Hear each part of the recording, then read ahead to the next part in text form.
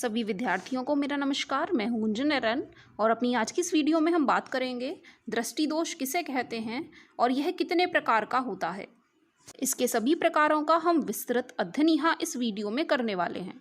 तो सबसे पहले जान लेते हैं दृष्टि दोष डिफेक्ट्स ऑफ विजन क्या होते हैं।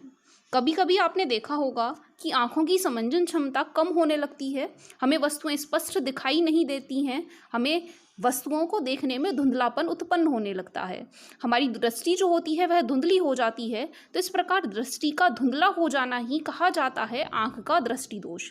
इसके निवारण के लिए हम चश्मा लगा करके इसे ख़त्म कर सकते हैं, लेकिन आँख में बहुत सारे प्रकार के दृष्टि दोष होते हैं जिनके लिए उपाय भी अलग अलग होते हैं। तो आँख में जो दृष्टि दोषों के प्रकार हैं उनमें प्रकारों में आते हैं निकट दृष्टि दोष, दूर दृष्टि दोष, जरा दूरदृष्टिता, अबिंदुकता, वर्णांधता जिसे हम वर्णाधार दृष्टि दोष भी कहते हैं, और दूसरा आता है मोतियाबिंद। सभी का हम अध्ययन करेंगे बारी बारी से। सबसे पहले बात कर लेते हैं मोतियाबिंद की, कैटरेक्ट जिसे कहा जाता है। अधिक उम्र के कुछ व्यक्तियों के नेत्र का जो क्रिस्टलीय लेंस होता है, जो काला वाला भाग आपको नेत्रों में दिखाई देता है, वह दूधिया या फिर धुंधला हो जाता है। दूधिया होने का मतलब है वह सफ़ेद बिंदु से ढक जाता है। इस स्थिति को ही कहा जाता है मोतियाबिंद, क्योंकि वह मोती के जैसा बिंदु का आकार आंख के अंदर ले लेता है। इसके कारण नेत्र की दृष्टि में कमी या पूर्ण रूप से दृष्टिक्षय हो जाता है। मोतियाबिंद का निवारण भी किया जा सकता है। मोतियाबिंद की शल्य चिकित्सा के बाद दृष्टि का वापस लौटना अधिकतर संभव होता है। निकट दृष्टि दोष, मायोपिया और शॉर्ट साइटेडनेस।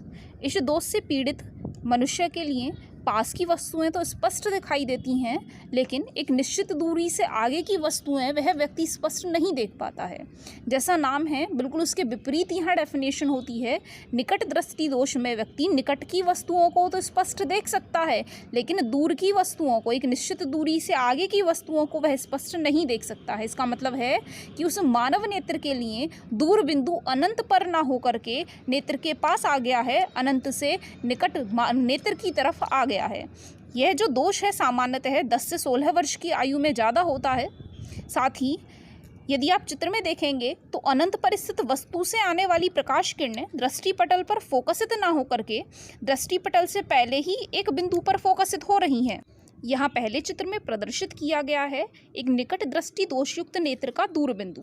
चित्र में दूर बिंदु को अनंत पर ना दिखा करके नेत्र के समीप ही दिखाया गया है, मतलब वह बिंदु जो है अनंत से हट करके नेत्र के समीप आ गया है, जिसे चित्र में बिंदु ओ से प्रदर्शित किया गया है। दूसरे चित्र में निकट दृष्टि दोषयुक्त नेत्र को हम प्रदर्शित कर रहे हैं। पहले चित्र में केवल दूर बिंदु को प्रदर्शित किया है, बाकी रेटिना पर बनने वाले प्रतिबिंब में कोई भी परिवर्तन नहीं दिखाया है। जबकि दूसरे वाले चित्र में यदि हम एक निकट दृष्टि दोषयुक्त नेत्र के लिए अनंत से आने वाली प्रकाश किरणों को देख रहे होंगे, जो कि अब अनंत से ना आकर के हमें प्रतीत हो रही होंगी कि वह पास वाले बिंदु से आ रही हैं, उनके लिए जो प्रतिबिंब रेटिना पर बनना चाहिए था वह प्रतिबिंब रेटिना पर ना बन करके उससे पहले ही वह प्रतिच्छेदन करके हमें प्राप्त हो रहा है। जबकि तीसरे वाले चित्र में हमें निकट दृष्टि दोष का संशोधन प्रदर्शित किया गया है, जिसे अभी हम आगे पढ़ेंगे कि संशोधन कैसे किया जा सकता है।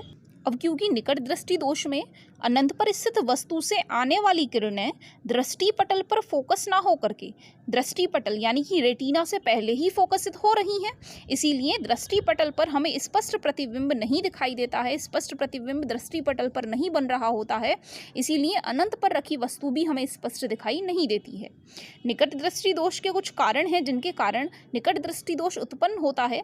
इनके लिए 2 कारण मुख्य रूप से जाने जाते हैं, जिनमें पहला कारण है नेत्र लेंस के पृष्ठों की वक्रता का बढ़ जाना। जब वक्रता बढ़ जाएगी, लेंस खिंच करके लंबा हो जाएगा, तो उससे उसकी फोकस दूरी कम हो जाएगी। तो हम यह भी कह सकते हैं कि नेत्र गोलक का लंबा हो जाना। साथ ही दूसरा कारण होता है नेत्र लेंस व रेटिना के बीच की दूरी का बढ़ जाना। इन दोनों कारणों के कारण ही निकट दृष्टि दोष उत्पन्न होता है। निकट दृष्टि दोष का निवारण भी किया जा सकता है।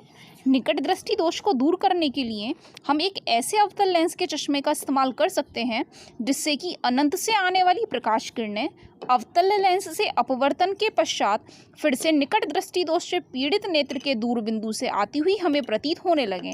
मतलब कि जो बिंदु पहले अनंत से हटकर के बिंदु O पर आ गया है वह फिर से अनंत पर ही स्थित हो जाए। इससे क्या होगा, ये प्रकाश किरणें नेत्र लेंस द्वारा अपवर्तित होकर के फिर से रेटिना पर हमें मिल जाएंगी और इस प्रकार से अनंत पर रखी हुई वस्तु का प्रतिबिंब रेटिना पर फिर से स्पष्ट रूप से बन जाएगा और नेत्र को वस्तु स्पष्ट रूप से दिखाई देने लगेगी। नेत्रों के लिए दूसरा दोष है दूरदृष्टि दोष, हाइपरमेट्रोफिया और लॉन्ग साइडेडनेस। इस दोष से मनुष्य को दूर की वस्तुएं तो स्पष्ट दिखाई देती हैं परंतु पास की वस्तुएं स्पष्ट दिखाई नहीं देती हैं। फिर से यह नाम के बिल्कुल विपरीत है दूरदृष्टि दोष, यानी कि दूर की वस्तुएं तो वह व्यक्ति स्पष्ट देख सकता है लेकिन पास की वस्तुओं को देखने में उसे कुछ कठिनाई का अनुभव होता है। इसका मतलब है कि जो नेत्र का निकट बिंदु है वह 25 सेंटीमीटर से अधिक दूरी पर आ गया है। इस दोष से समीप की वस्तु का प्रतिबिंब दृष्टिपटल यानी कि रेटिना पर नहीं बनता है बल्कि उसके पीछे किसी भी बिंदु पर बन रहा होता है। जैसे कि बीच वाले चित्र में आपको दिखाया गया है, यहाँ वस्तु का प्रतिबिंब दृष्टिपटल पर नहीं बन रहा है बल्कि उसके पीछे कुछ दूरी पर हट करके बन रहा है। यहाँ पहले चित्र में दीर्घ दृष्टि दोषयुक्त नेत्र का निकट बिंदु प्रदर्शित किया गया है जो कि बिंदु N से प्रदर्शित किया जा रहा है। यह जो बिंदु N है वह 25 सेंटीमीटर से अधिक दूरी के बिंदु को प्रदर्शित कर रहा है। यहाँ चित्र में N डैश द्वारा 25 सेंटीमीटर की दूरी पर स्थित निकट बिंदु को प्रदर्शित कर रहे हैं। तो यहाँ पहले चित्र में केवल हम निकट बिंदु को यह प्रदर्शित कर रहे हैं कि वह जो निकट बिंदु है वह 25 सेंटीमीटर से दूर हट गया है और पीछे स्थित हो गया है, जबकि दूसरे चित्र में हम दीर्घ दृष्टि दोषयुक्त नेत्र को प्रदर्शित कर रहे हैं। यहाँ चित्र में प्रदर्शित किया गया है कि हमारा जो निकट बिंदु है वह N डैश से हटकर के N पर पहुंच गया है। इसके कारण वस्तु का प्रतिबिंब रेटिना पर ना बन करके बल्कि उसके पीछे किसी बिंदु पर बन रहा होता है। साथ ही तीसरे चित्र में दीर्घ दृष्टि दोष का संशोधन प्रदर्शित किया गया है, जिसे फिर से हम आगे पढ़ेंगे कि संशोधन हम कैसे करके बता सकते हैं। साथ ही दूरदृष्टि दोष या दीर्घ दृष्टि दोष के कुछ कारण हैं जिनके कारण यह दोष उत्पन्न होता है। इनमें फिर से दो मुख्य कारण हैं, जिनमें पहला कारण है नेत्र लेंस के पृष्ठों की वक्रता का कम हो जाना। जो पश्चिमाभी पेशियां हैं वह सिकुड़ जाती हैं जिससे वक्रता कम हो जाती है और उसकी फोकस दूरी बढ़ जाती है। साथ ही दूसरा कारण होता है नेत्र के गोले का व्यास का कम हो जाना। जब व्यास कम हो जाएगा तो जिससे नेत्र लेंस और रेटिना के बीच की दूरी भी कम हो जाएगी। तो इन दोनों कारणों के कारण ही दूरदृष्टि दोष उत्पन्न होता है। दूरदृष्टि दोष का निवारण भी किया जा सकता है, उसका संशोधन भी किया जा सकता है। इस दोष को दूर करने के लिए हम एक ऐसे उत्तल लेंस का चश्मा इस्तेमाल कर सकते हैं जिससे दोषयुक्त नेत्र से 25 सेंटीमीटर की दूरी पर रखी हुई वस्तु से चलने वाली प्रकाश किरणें उत्तल लेंस से अपवर्तन के पश्चात नेत्र के निकट बिंदु फिर से N पर हमें आती हुई प्रतीत होंगी। इससे क्या होगा कि यह जो प्रकाश किरणें हैं यह नेत्र लेंस द्वारा अपवर्तित होकर के फिर से रेटिना पर आकर के हमें मिल जाएंगी और इस प्रकार वस्तु का प्रतिबिंब फिर से रेटिना पर बनने लगेगा और वस्तु हमें स्पष्ट दिखाई देने लगेगी। नेत्र रोगों में अगला दोष है जरा दूरदृष्टिता, प्रेसबायोपिया। कुछ व्यक्तियों में निकट दृष्टि दोष व दूरदृष्टि दोष दोनों एक साथ उत्पन्न हो जाते हैं और इस प्रकार के दोष को जरा दूरदृष्टिता कहा जाता है। वैसे तो अधिकतर व्यक्तियों में निकट बिंदु ही दूर हट पाता है।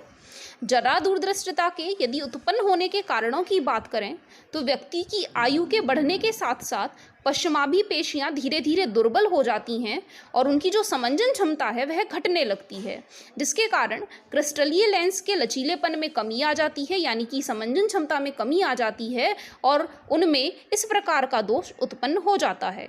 जरा दूरदृष्टिता को खत्म करने के लिए, उसका निवारण करने के लिए, उनमें संशोधन करने के लिए हम एक द्विफोकसी लेंस का इस्तेमाल कर सकते हैं। इसका ऊपरी भाग अवतल लेंस का होता है और नीचे का भाग उत्तल लेंस की तरह काम करता है। ऊपर वाला भाग दूर की वस्तुओं को देखने के लिए काम आएगा, इसीलिए हम अवतल इस्तेमाल कर रहे हैं, और नीचे वाला भाग समीप की वस्तुओं को देखने के लिए जैसे पढ़ने आदि के काम के लिए काम में आता है, इसीलिए हम वहाँ उत्तल लेंस का इस्तेमाल कर रहे हैं। बाकी यदि जरा दूरदृष्टिता इस प्रकार की है कि व्यक्ति का केवल निकट बिंदु ही दूर हट रहा है तो उसके संशोधन के लिए हम केवल उत्तल लेंस का इस्तेमाल कर सकते हैं। तो इस प्रकार से हम जरा दूरदृष्टिता के रोग का निवारण भी कर सकते हैं।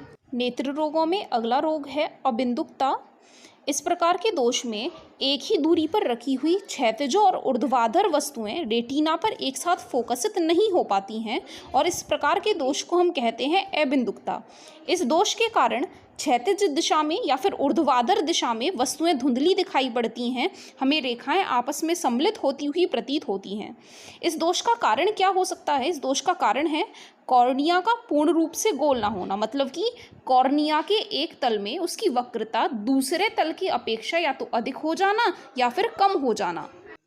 इस दोष का निवारण अथवा संशोधन हम एक बेलनाकार लेंस का उपयोग करके कर सकते हैं। नेत्र रोगों में अगला रोग है वर्णांधता अथवा वर्णाधार दृष्टि दोष।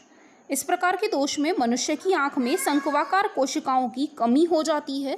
जब हमने आपको मानव नेत्र पढ़ाया था तो उसके अंदर हमने आपको दो प्रकार की शैलें बताई थी, जिसमें एक सेल थी दंडाकार सेल और दूसरे प्रकार की सेलें थी शंक्वाकार सेल। जो दंडाकार शैलें होती हैं वह प्रकाश की तीव्रता का आभास कराती थीं और इसके अलावा जो शंक्वाकार सेलें होती थीं वह मनुष्य को वस्तु के रंग का आभास कराती थीं। तो इस दोष में मनुष्य की आंख में शंक्वाकार कोशिकाएं या सेल कम हो जाती हैं, जिनकी कमी के कारण मनुष्य की आंख कुछ निश्चित रंगों के लिए ही सुग्राही होती है। यह दोष मनुष्य की आंख में जन्मजात हो सकता है, यानी कि आनुवांशिक हो सकता है, या फिर इसका और कोई भी कारण रहा हो सकता है, लेकिन इसका कोई और उपचार नहीं है। इस दोष वाले व्यक्ति को सामान्यतः वैसे तो ठीक प्रकार से दिखाई पड़ता है, लेकिन रंगों में वह भेद नहीं कर सकता है। वह रंगों में भेद कर पाना अपने आप को संभव नहीं समझता है। तो इस प्रकार के रोग को हम वर्णाधार दृष्टि रोग या फिर वर्णांधता कहते हैं। इस दोष से पीड़ित व्यक्तियों में कुछ व्यक्ति लाल तथा हरे रंग में भेद नहीं कर पाते हैं। इस प्रकार की वर्णांधता जो होती है वह जन्मजात होती है। कुछ व्यक्ति नीले और पीले रंग में भेद नहीं कर पाते हैं। इस प्रकार की जो वर्णांधता होती है वह स्वयं अर्जित होती है, बाद में उत्पन्न हुई होती है, जबकि कुछ व्यक्ति पूर्णतः वर्णांध होते हैं। ऐसा रेटिना पर शंकु तंत्रिकाओं के पूर्ण अभाव के कारण होता है। इसका मतलब है वहाँ शंकु कोशिकाएं एक भी उपस्थित नहीं होती हैं और उनमें यह जो दोष होता है स्थायी दोष होता है। यह जो दोष होता है वह 0.5% स्त्रियों में और 4% पुरुषों में पाया जाता है।